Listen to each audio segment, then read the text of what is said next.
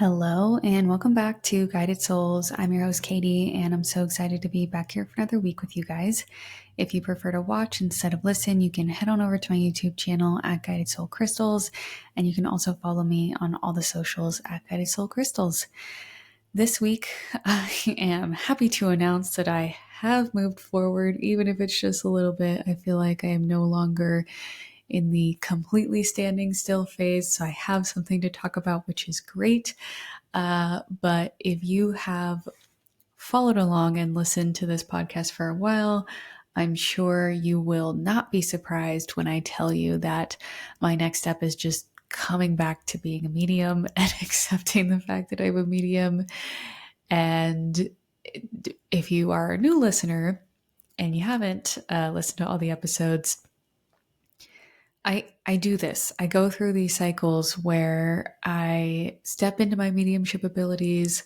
I'm embracing them. I am exploring them. I'm giving, readings on social media and everything. And then I go through these periods where I just stop doing that. I retreat. I look for something different. And I did it again. And I hope that it's not something that I do again. And in some ways, part of why I'm recording this video is just so that I can come back and listen to this podcast episode in the future when I feel lost. Just be like, hey, the answer is being medium. The answer is always being a medium. We're going to keep sending you back to this goalpost until you recognize that.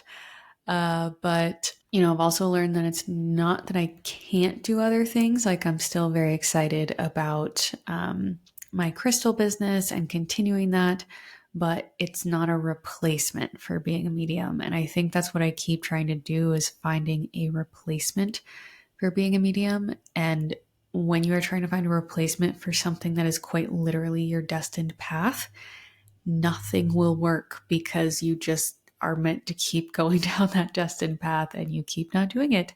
So one thing that I really had to do and work on is understand why I am resisting this path so much. And it's definitely equal parts imposter syndrome, not really believing in myself or my gifts.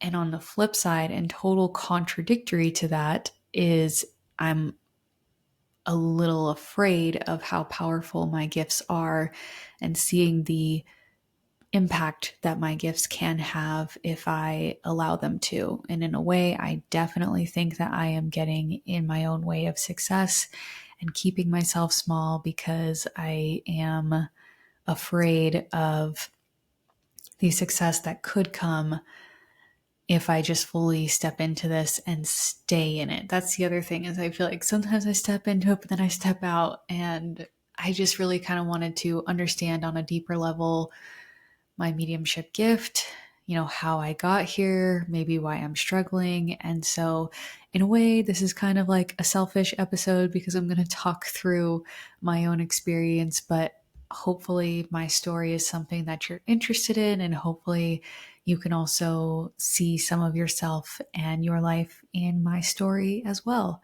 So another thing that kind of prompted this specific episode is this Friday, July 12th, is the 6-year anniversary of my dad passing away from younger onset Alzheimer's. And I was thinking about it last night, and this week, 6 years ago, was the worst week of my life. We knew that my dad was declining. We had just put him on hospice, but we thought that he had 6 months to live. And then it turned into, all of a sudden, no, it's more like a month.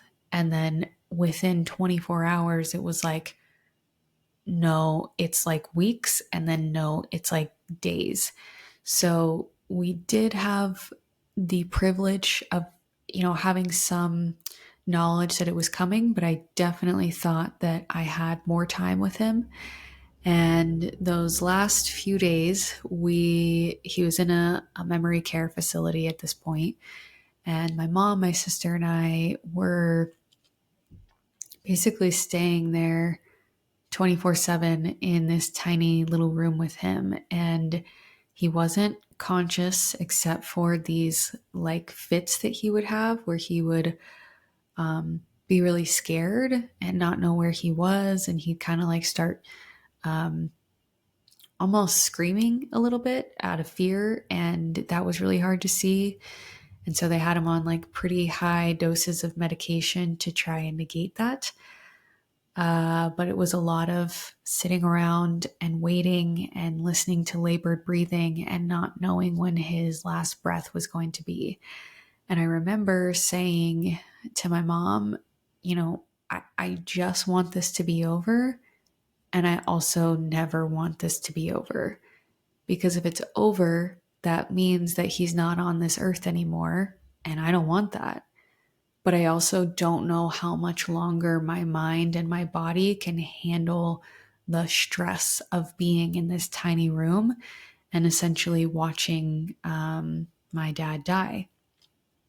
And I so desperately wanted to be there for his last breath. I don't know why that felt really important to me. So, I went home to shower and change once, but that was at like 1 a.m. and I rushed back and we were sleeping on the floor there. And I just remember it was a few days in and I said to my dad, even though he was, not conscious, I said, okay, Dad, I'm going to go for a walk. I'm going to go on the walk that we would normally take and I'll be back in a little bit.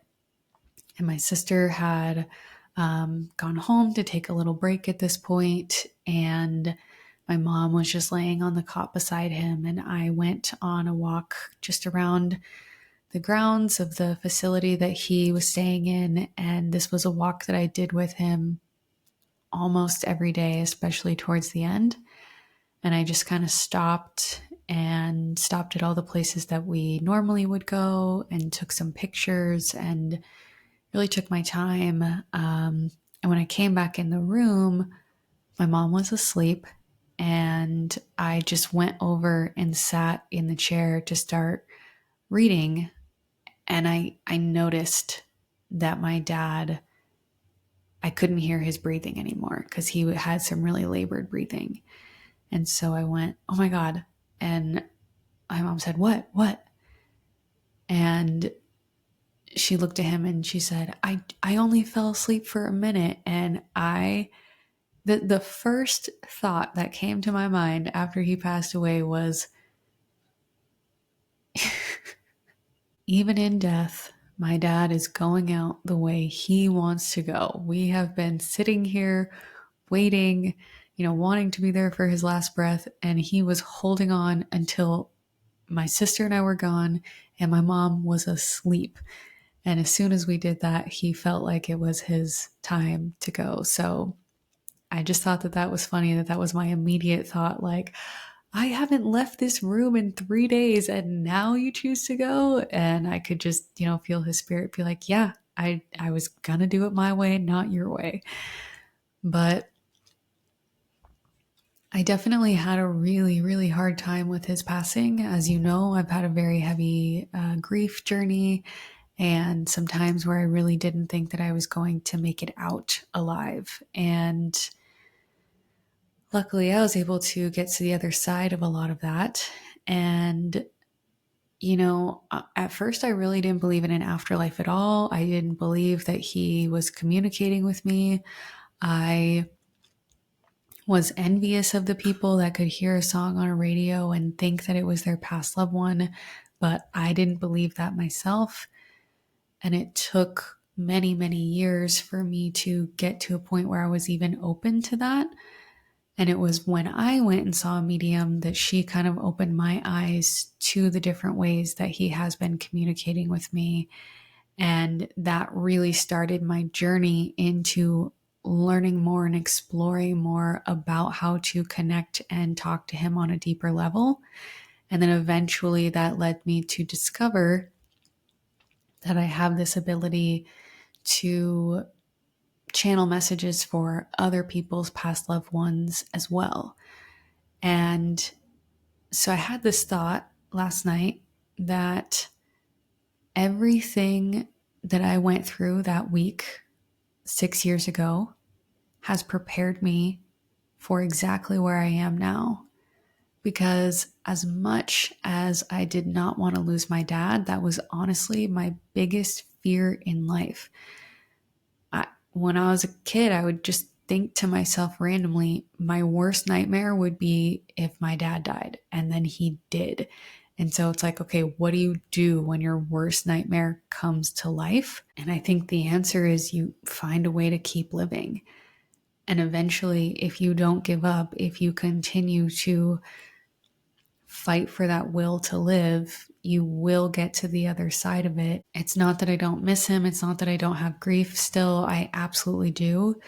But I think I just have a lot of peace around the fact that he is gone, because I know I would not be sitting here with this very beautiful gift if he wasn't gone, because there wouldn't have been anything in me that wanted to explore connecting with the other side if he wasn't on the other side. It took losing one of the most important people in my life to open up my eyes to the gifts that I have. And whether I like it or not, death, the experience of death, grief, loss are all a very big part of my life and my life path. And I think that is something that I have been struggling to come to terms with, because it is dark and it is heavy, but it is also beautiful, and it is also a big reason why I'm here.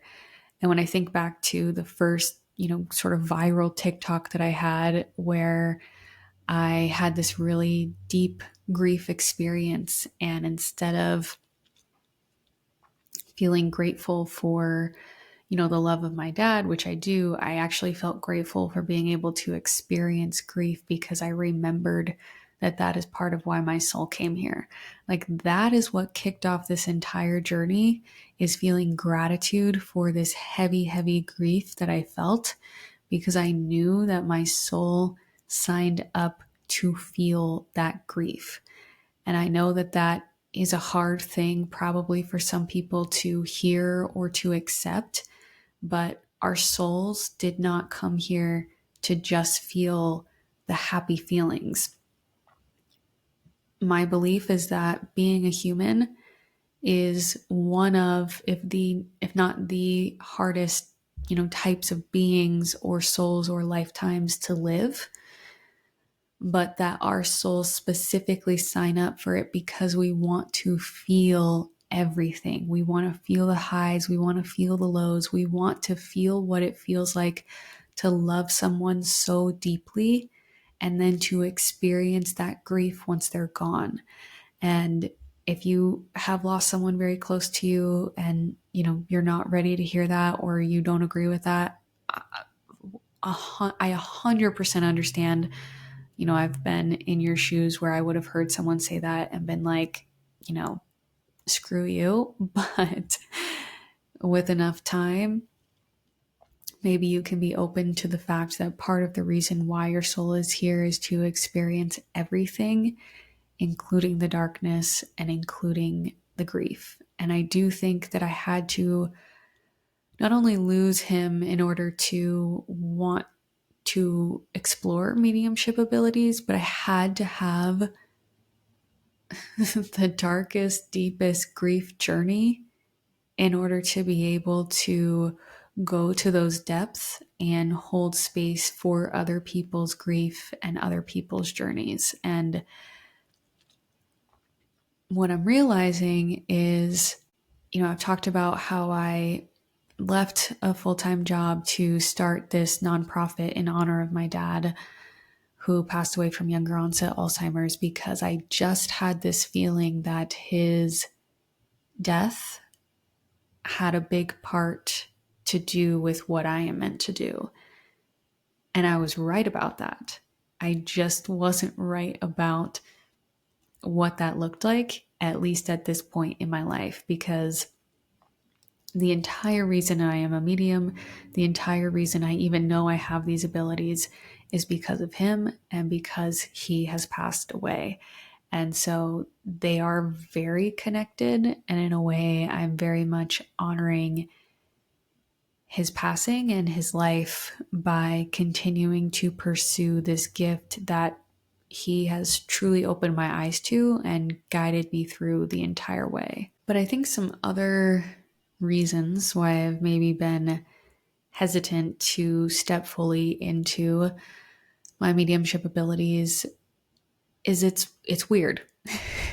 You know, I don't necessarily like to use the term woo woo, but like it's not a mainstream job. It's not like saying I'm an accountant or I'm a yoga teacher or I'm a lawyer. It's saying I talk to dead people. And I think just fully stepping into that means that I am accepting the fact that that is like a judgment that I will have to hold for the rest of my life, which feels pretty overwhelming. But at the same time, I know that if there's anybody who can both be okay with that judgment and also give grace and acceptance to the people who judge me for it, it is me. Because I have been a skeptic, I understand the skeptics. And so if someone is judging me for it, I like kind of get it. And there's just this sort of acceptance around that. And I was listening to Dr. Joe Dispenza on the School of Greatness podcast, which I think I've mentioned in a previous episode, that podcast, but it's a really great episode so far. I haven't finished it because it's very long, but one thing he mentioned is that he owned a yoga studio back in the 80s when people thought that yoga was going to like possess you. And that's so strange to think about because yoga is so mainstream and just everyone does it now that it's like crazy to think that there was a time, and I didn't know this, where people thought that like yoga was so out there and it was going to like do bad things. And so part of me going down this mediumship path makes me feel like, well, maybe I'm going to be one of the people that pioneers this into something that is much more acceptable in the future and isn't seen as weird or out there. And I've also been thinking a lot about human intelligence and how we only use, I think it's 30% of our brains. And I struggle with the fact that I am no longer doing anything that's academic or, in the hustle and grind of the professional world, because I feel like I've always been someone who wants to achieve and learn and grow and be smart. And if I'm, just out here being a medium, do all of those parts of me just die? But I actually think that the people who are able and open to connecting with the other side have actually unlocked a part of their human intelligence that many other people have not. And I don't say that to be condescending or like I think I am better or smarter than anyone. I think my intelligence is just different. And I think that if other people were open to the same types of spiritual gifts and exploring that within themselves, they could also have access to that intelligence. Like, I don't think I am unique in that I can access it. I think I am just open to it more than other people are. And so maybe a part of my path is also just like having people recognize that this is not out there and weird. It's actually a form of intelligence that you can tap into and learn and grow from. Because I don't know, just discovering my intuition and following my gut has, I think, just made me such a smarter, more informed person when it comes to the decisions that I make in my life. That it's almost like I was walking through life with a blindfold on before I realized that there are all these beings and entities and souls that are helping us from the other side, that are guiding us. And if we just take a second to listen to them, we will actually have way more wisdom than we could ever get from reading a book or taking a course. And those things are incredible too. But there are other forms of intelligence out there that the mainstream media, or whatever you want to call it, has just not been privy to yet. But maybe that will change in our lifetimes, and maybe I will be a part of that change. But I think even more than it being out there, the piece that I am really struggling with the most is the darkness aspect of being a medium. And I'm not saying that it is dark in a bad way. I don't think that light or dark energy is inherently good or bad. I think it's all about the intention that is behind it. But I think traditionally dark energy comes off as being scarier than light energy. I actually think both can be detrimental to us if we allow them to be. Like, in my opinion, an example of too much light energy is someone who is a people pleaser, who's maybe a perfectionist, who puts everyone's needs above their own. That is a way that light energy could be toxic, or like toxic positivity, not wanting to see any problems in the world at all.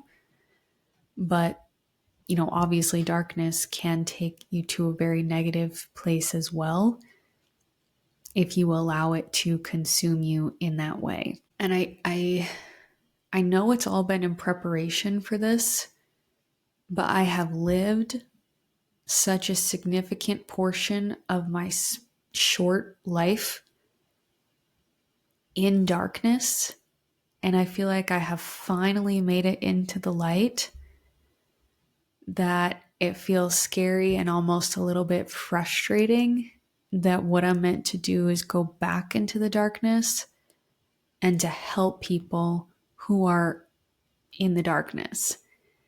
And it's what I've always been called towards, even in other professions like social work, or, this nonprofit with Alzheimer's. I've always been drawn and passionate to work where I would be helping someone else in the darkness, but I've never actually been able to make it work in a way that is sustainable and healthy for me.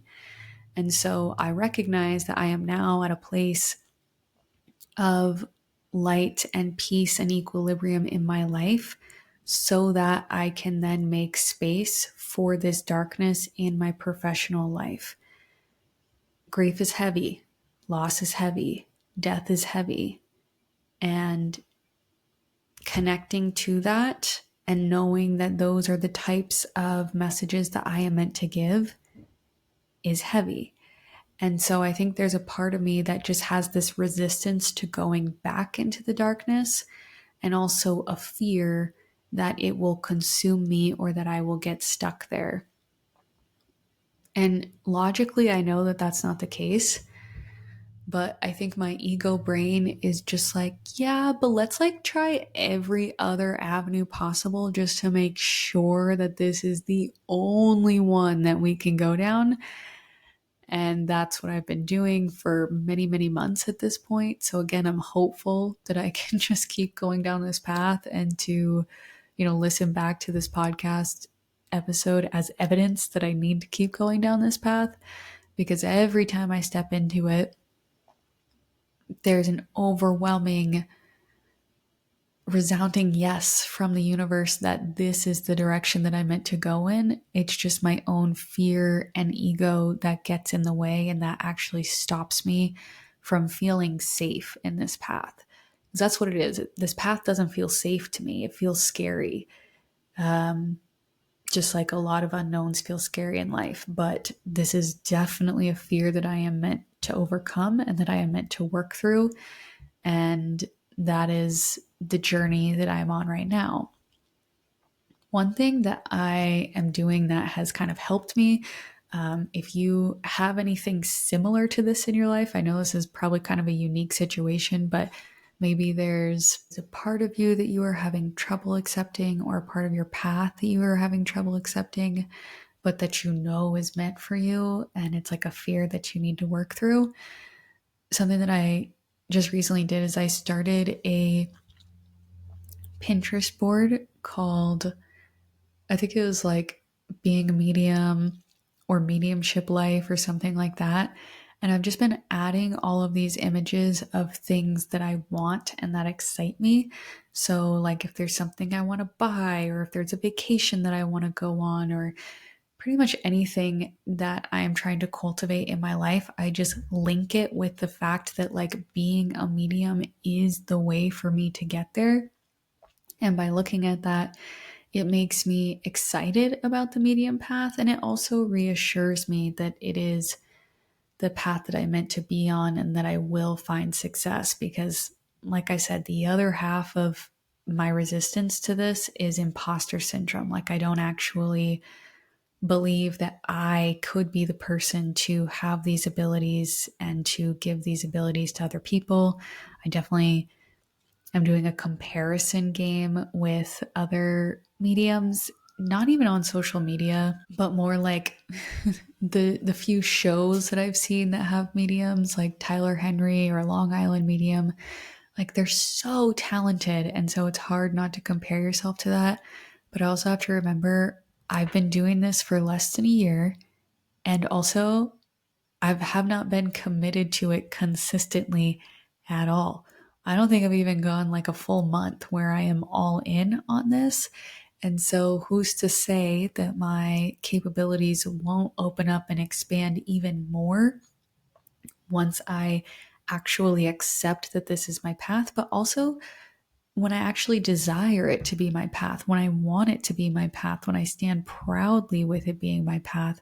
Who's to say that those abilities and my strengths as a medium won't come rushing in even more? I've also done zero like external research or classes or workshops on how to be a medium.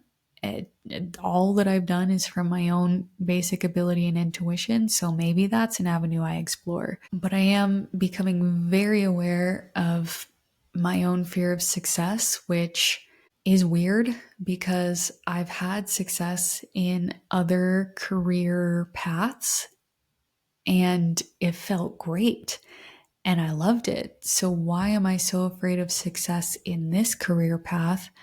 But I think it's just like the bar of success is so different, and the reach that success would bring me is something that's hard to wrap my mind around. You know, it's not natural to have hundreds of thousands of people see content that you're putting out on a regular basis. And I know that that would just continue to grow if I go down this path. And there is a part of my brain that thinks that that is not safe. And so it's rewiring my brain to understand that it is safe and that being seen is not an inherently scary thing. It's just something that I have not experienced yet up to this point. I think one thing that has become abundantly clear to me as I go down this path and learn to fall in love with being a medium. That's what I need to do. I need to learn to fall in love with being a medium. So, as I am starting to fall in love with being a medium, I'm recognizing that everything in our lives, they all add up to make sense. The bigger picture always makes sense. And it's so hard because we can't see that in the moment. We don't know why certain things are happening.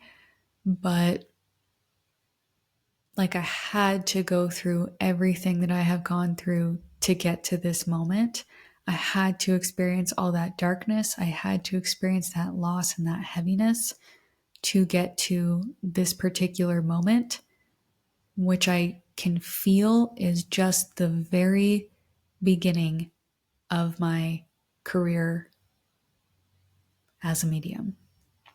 That feels scary to say. And I'm giving myself the grace to change my mind in the future if I decide to, but my intuition is telling me that, like, no matter what I do, this is going to be a part of my path. And so I think claiming that and saying it out loud, even though it feels scary, is something that is good for me to do and is good for me to face. But if you have gone through some particularly difficult things in your life, I'm not going to be that person that says everything happens for a reason, even though I honestly kind of believe that.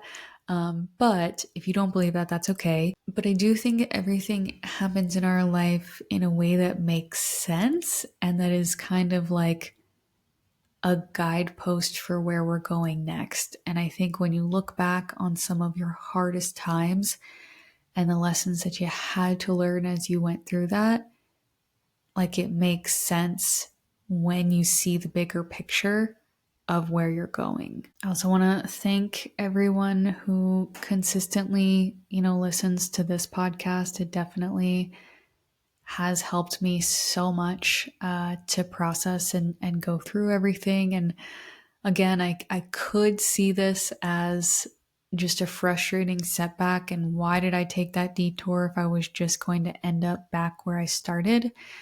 And it's because I didn't end up back where I started. Yes, I came back to the path of being a medium, but every single time I step off of that path, there's so much that I learn and grow into before coming back. And I think this most recent time was really learning how to have balance and harmony in my life and appreciate the small things in my life so that when things get busy, I can come back and focus on what's really important to me, which is family, which is, making the people in my life feel loved and special, appreciating the small moments. My mediumship is my gift to give to the world, but giving and receiving love from the people in my life is my gift to my heart and my soul. And that's what I really learned on this detour, which I'll probably, do an episode on that at another time. But I think it's just recognizing that even if you feel like you came back to the exact place that you started, you didn't. You learned and gained knowledge along the way that was important for you to be able to succeed on the path that you are currently on.